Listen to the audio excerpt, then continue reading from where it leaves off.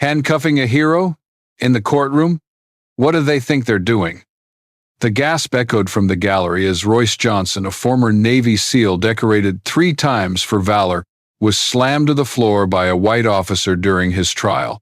No warning, no hesitation, but what they didn't know was, in Royce's jacket pocket lay a piece of evidence, silent and unseen. And in just a few minutes, 7 seconds of truth would roar through that courtroom and through the entire town, never to leave things the same again. Because this time, the one who remains silent will be the one who makes justice thunder. Late afternoon on the campus of Jefferson College, Maryland, the day's final light cast a pale orange glow across the sweat-dampened concrete quad. On the ground floor of the fitness center, the crack of battle ropes against the floor had just ceased. Royce Johnson, tall, broad-shouldered, salt and pepper hair folded up the last mat.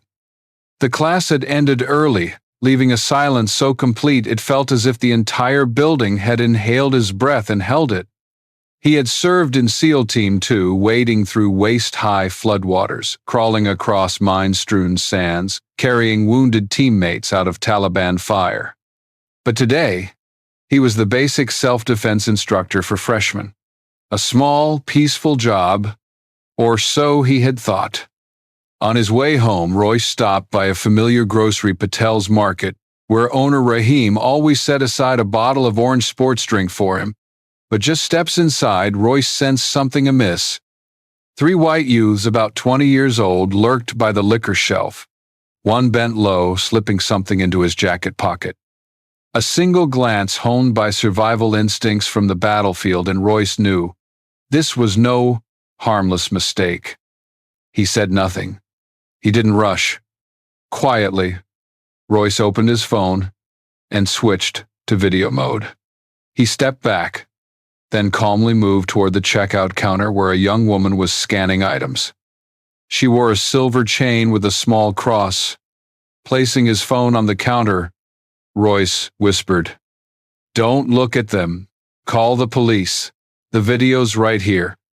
She looked up, meeting his unexpected composure. No panic, no threats, just trust and a calm directive. She trembled, but complied. Royce backed toward the exit, standing sentinel between right and what was about to happen. The door swung open. The thud of booted feet on tile sounded like a drum roll. Sheriff Blake Turner strode in tall, cap brim shadowing one side of his face, uniform crisp, eyes blazing. No one announced him. No one pointed. Yet Turner fixed on Royce as if he already knew where the problem was. No questions, no verification. Turner barked, "Get out here!" Before Royce could move, Turner lunged. A forceful shove to the shoulder slammed Royce against the shelf. Then Turner forced his hand behind Royce's back, pressed him to the floor. A knee drove into Royce's spine. A cold hand slid a size 8 cuff onto his wrist. Metal bit into flesh. Behind the counter, the young woman cried out, "No, not him. He's the one helping us." But her voice dissolved into the air. Royce said nothing. He didn't struggle. He offered no defense. Face pressed to the cold tile, he closed his eyes not from pain, but from the ache in his heart.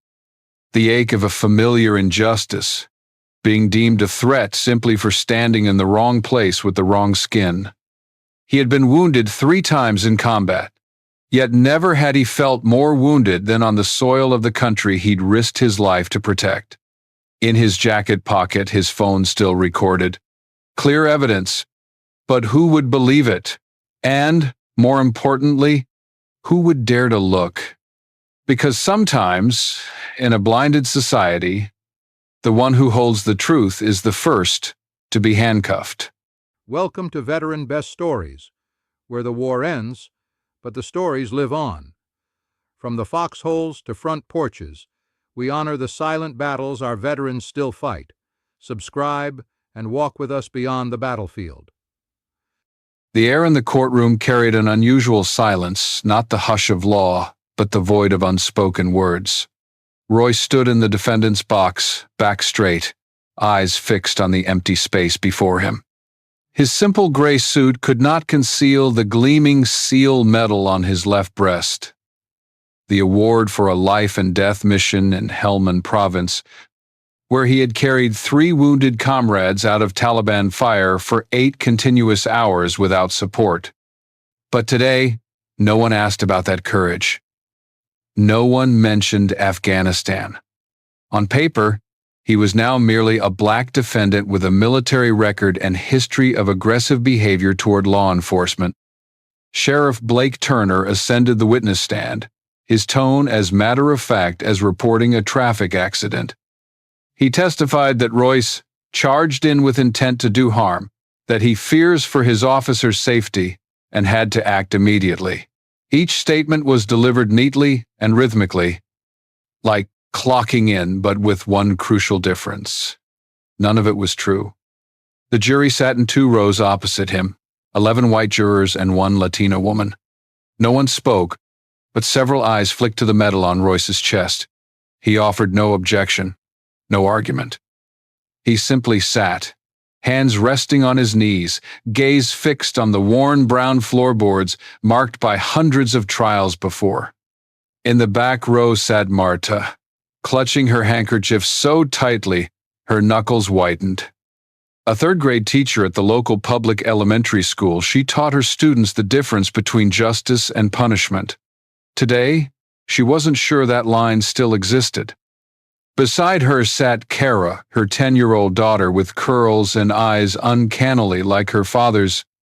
The girl did not grasp every detail of what was happening, but she understood enough. The father she once drew in his SEAL uniform was now being labeled a criminal. Royce had once believed that truth could stand on its own, that honor, grit, and steadfastness would compel others to listen. But when private attorneys refused to represent him, citing that Sheriff Turner has deep ties within the Maryland Sheriff's Association, he began to realize, here, truth needed a guardian, and that guardian was hard to find. The public defender's office didn't want the headache. One lawyer murmured, "He's a SEAL? That makes him more dangerous. They'll argue he has a propensity for violence." Royce only offered a thin smile. Some battles have no bullets, but still inflict wounds bit by bit, word by word. He began rereading each line of his case file, scribbling notes in his journal as if preparing for a reconnaissance mission. Royce wasn't worried for himself. He worried for his daughter's eyes, for Marta's hopeful smile each evening. On sleepless nights, he quietly fingered the rosary beads left by his father, a mechanic wrongly beaten by police in 1987, and never apologized to. Royce recalled the chill of that grocery store floor not from pain, but from familiarity. Whenever his skin touched handcuffs, people seemed to forget what he had done, what he had sacrificed. They only saw a strong, dark-skinned body standing in the wrong place at the wrong time. In the hushed courtroom, Royce felt no hatred, only a vast darkness swallowing the voice of truth. But he would not step back. Because the military had taught him, and every SEAL sears it into their bone, to survive, it's not about shooting faster, it's about holding your breath longer than your opponent. He would wait, he would breathe, he would bide his time. For today he was the defendant, but tomorrow, truth would enter this courtroom and speak without permission. Wait, one more thing. Please hit like, subscribe if you love inspiring stories, and don't forget to drop a comment telling me where you're watching from and what time it is for you. It always feels amazing to see the world unite, sharing just one meaningful moment. Elaine Brooks discovered the first case file on a rainy early winter night when the entire city of Baltimore seemed shrouded in a thick fog of despair and fatigue. Her small office on the 2nd floor of an old commercial building was lit only by the pale yellow glow of a desk lamp, illuminating the smudged ink on a gray folder. At the bottom, the name Turner Blake Sheriff appeared 6 times, each entry tied to a separate complaint from black men. 3 of them were veterans. One had served alongside a black SEAL unit, Another was a disabled former sniper. They all described the same treatment. Dragged from their cars without cause, shoved into walls without warning, handcuffed despite offering no resistance. Elaine froze when she read one man's statement. "I thought surviving Iraq would mean safety back home. I was wrong." She needed no further motivation. Royce Johnson was no longer just a client, he was living proof of a system unwilling to admit its mistakes. And as a civil rights attorney, she could not turn away. Elaine met Royce for the first time in the visitation room at the detention center. She carried printed copies of the complaints, dry documents that felt like stones in her hands. Royce asked no questions. He merely scanned them and gave a slight nod. There was no surprise in his eyes, perhaps because he'd lived long enough to know such things were not rare. The detail that unsettled Elaine most wasn't in the paperwork, it was that the store's surveillance footage from that day had malfunctioned. Police claimed a power outage had disabled the cameras. The store manager confirmed, "It's the only time the system's failed in 3 years." She said nothing, but her instincts, those that had guided her through countless tough cases, began to flash warning signals. Something was being hidden. 1 week later, at precisely 3:14 a.m., the office received an anonymous email with an attachment, sent from an untraceable address. It contained no text, only the subject line, "You need to see this." Elaine opened the file. The video lasted less than a minute, but it made her heart sink. Roy stood by the counter, phone in hand. Both arms relaxed at his sides. He made no threatening move. When Turner entered, Royce remained motionless, eyes calm, unmoving. Turner's shove was sudden and rough, followed immediately by handcuffs slapped on without warning. The footage had no audio, but the images spoke volumes. More than enough. Elaine printed a copy and sent one to an independent digital forensics team for authenticity verification. 3 days later, they confirmed this was the original, extracted from the store's CCTV before any deletion. She did not know who sent it. A conscientious technician? A former Turner colleague? A witness who couldn't stay silent? It didn't matter. The only thing that mattered was the truth had returned to the board. Royce received the news not with a smile, but with a slow, steady nod. No cheering, no applause. He merely pressed his hands together as if tying his shoelaces before one final mission. Elaine began to build the rebuttal case. She called each former witness, met with the 3 veterans who'd endured Turner's brutality, located the store clerk who confirmed Royce had been the first to call the police, cross-checked every timestamp on the CCTV copy, every frame, every shadow, so nothing could be denied in the upcoming trial. Each night, she placed the printed video beside her desk, not to watch again, but to remind herself, a story can be twisted, but images once seen clearly speak for themselves. The evidence was in hand, but justice had yet to arrive. Because, in a place where truth must sneak in via anonymous email, this is more than a case. It's a warning about an entire system rotting from within. Dear viewers, take a moment to relax or grab a drink of water, then stay tuned for the next unexpected developments. Comment 1 if you're captivated by this story, so we know you're still here.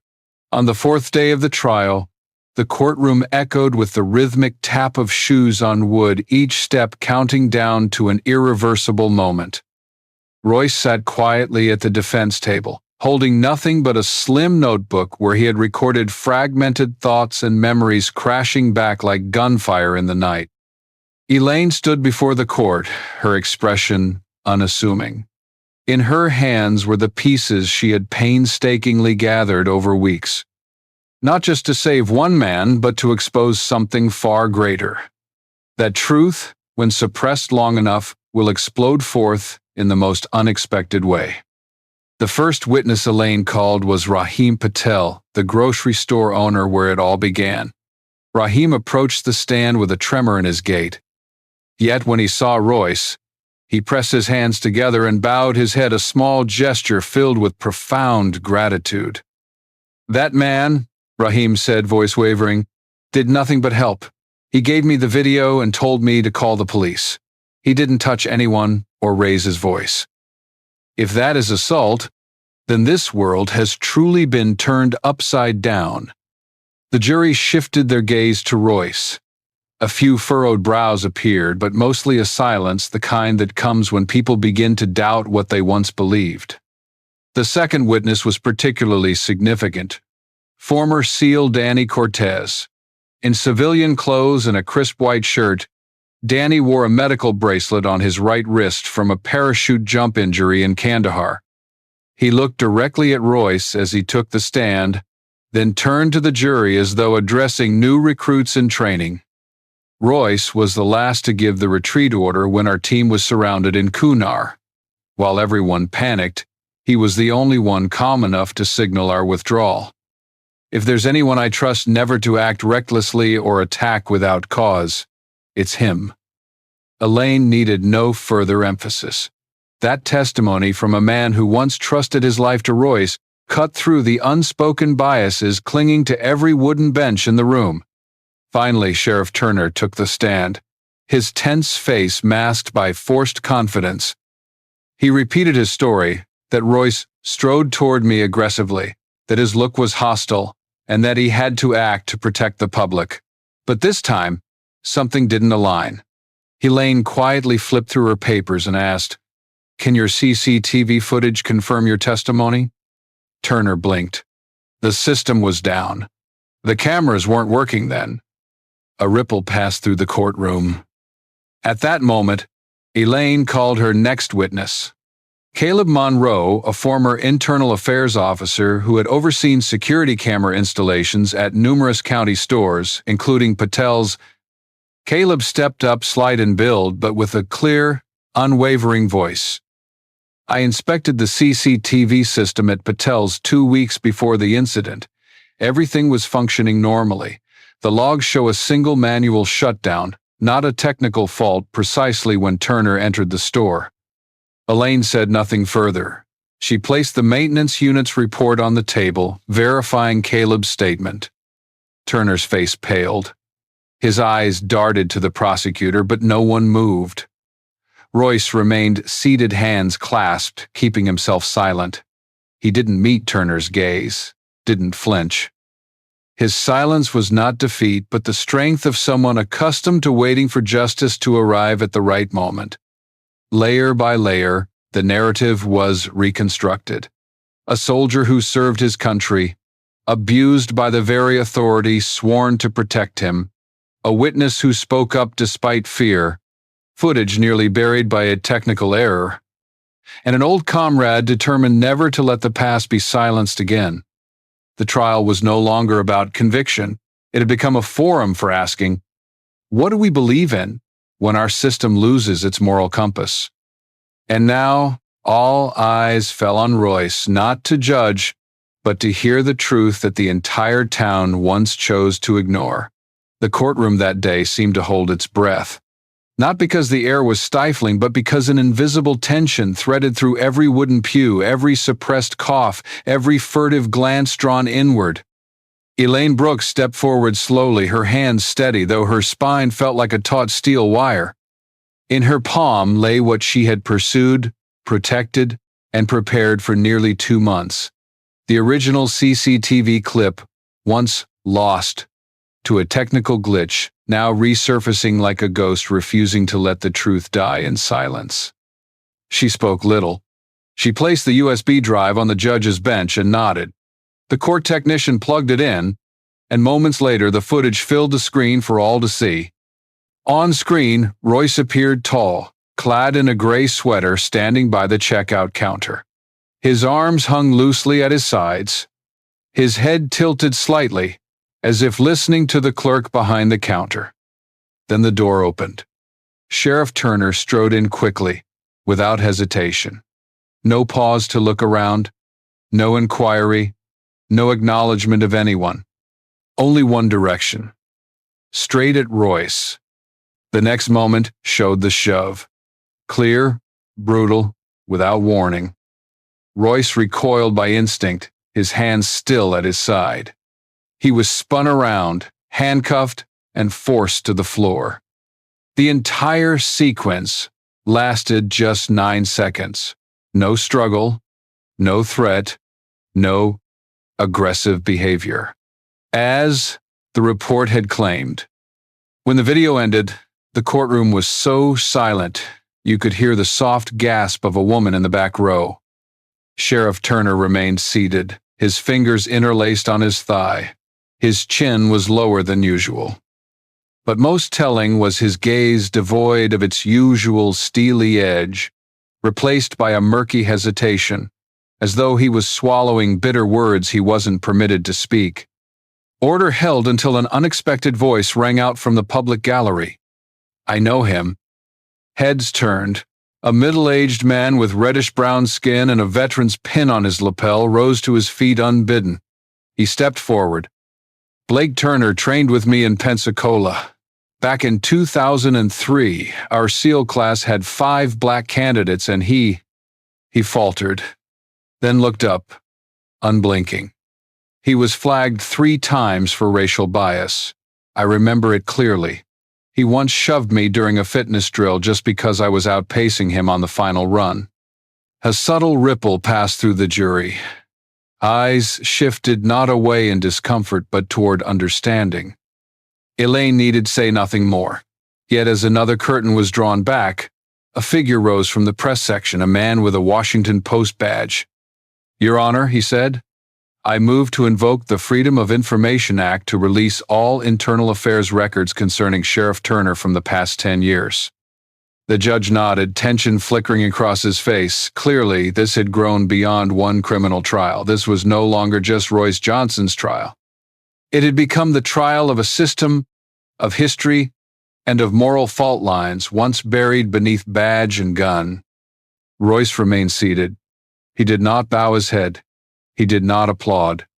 Only his eyes were wide, seeing at last what he had long awaited. A society finally daring to look itself square in the face. His life had been a testament to patience, but this time he was not waiting alone. Because when truth begins to emerge from every direction, the cracks appear not only in walls but in hearts. And the greatest fear for any cover-up is not justice delayed, but justice delivered by the very voices once silenced. One early winter morning, cold sunlight filtered through the courtroom windows, sliding across the wooden bench and jurors' seats. The room no longer felt as taut as a drawn bowstring like it had in the early days of the trial.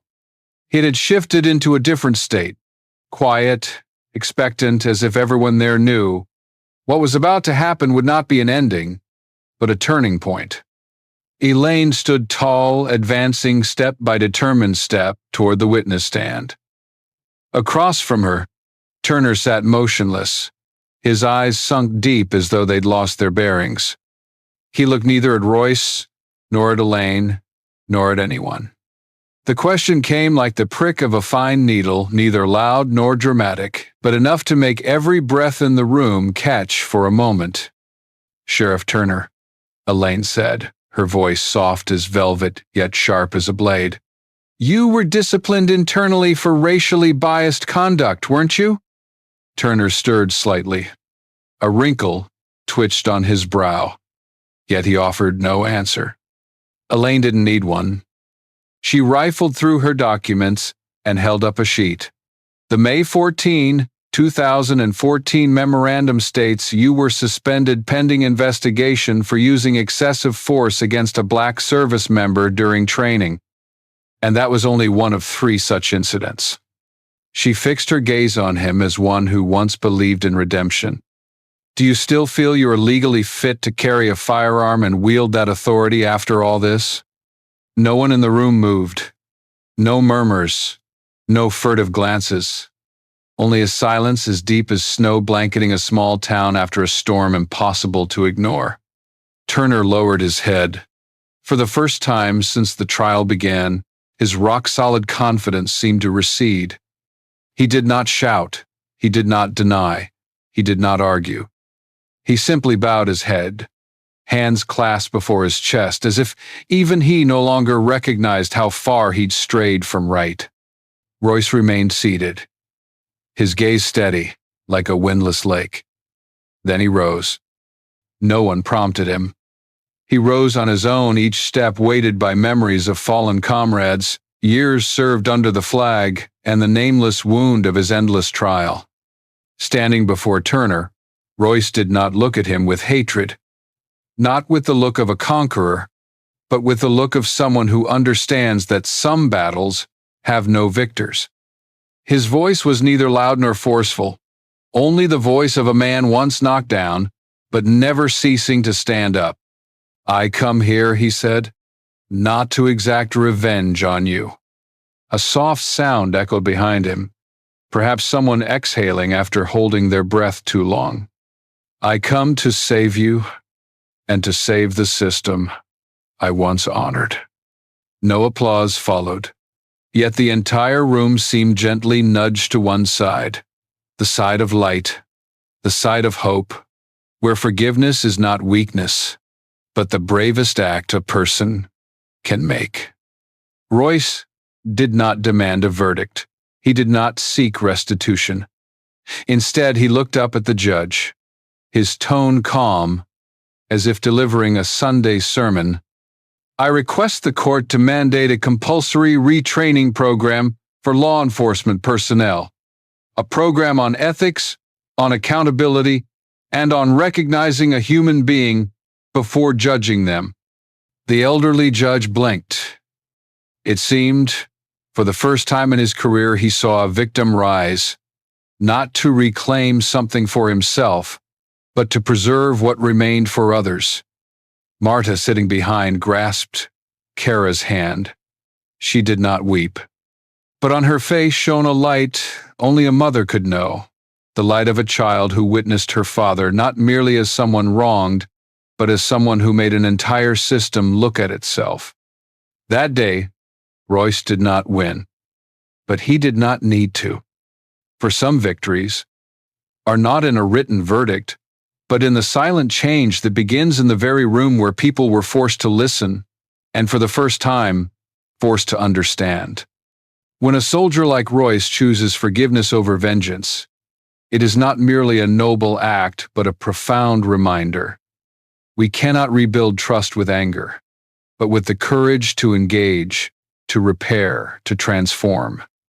His story is not about black or white, victory or defeat, but about how one human being preserves dignity in the face of injustice and uses compassion itself to rekindle ethics in a system that seemed to have lost its moral compass.